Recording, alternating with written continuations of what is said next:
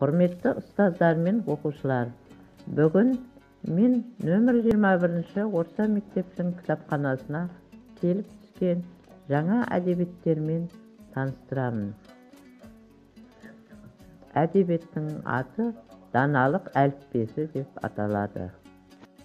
Достар, зияткерлік технология негізінде әзірленген даналық әліппесі сендердің өрелеріңді өсіріп, шешендікке тәрбиелейтін, халқымыздың асыл мұраларын игеріп, рухани тұрғыдан байит сөйлеріне қызмет ететін құнды дүние деп есептеймін.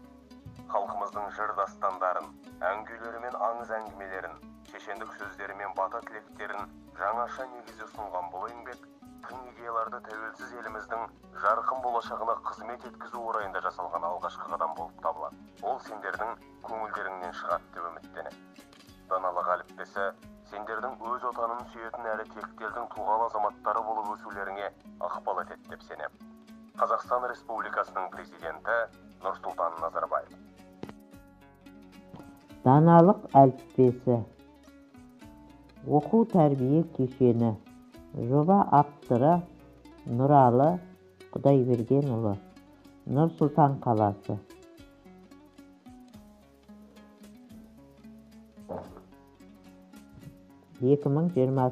жыл.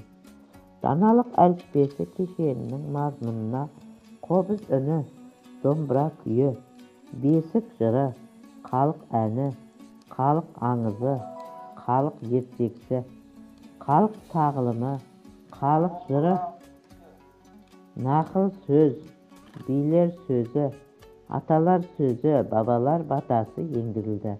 Олар баланың туғаннан бастап жас және жеке ерекшеліктеріне сай рухани құндылықтар арнасында тәрбиелеуге, дамытуға, қалыптастыруға бағдарланып, бір ізділік ұстанымы негізінде бір тұтас күйде жүйеленіп берілді. Даналық әліппесін отбасында, мектепке дейінгі тәрбие және білім беру ұйымдарында, жалпы білім беретін мектептерде, арнаулы және жоғары оқу орындарында кеңінен қолдануға болады. Аталған кешен нұсқаулық 12 кітап және сөйлейтін қаламнан тұрады.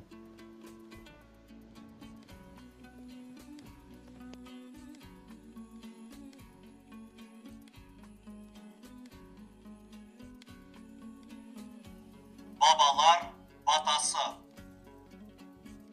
халық ертегісі, ер төстік. Ерте заманда Ерназар деген кісі болыпты. Ерназардың өзі бай болыпты. 4 түлік малы сай болыпты. Жыры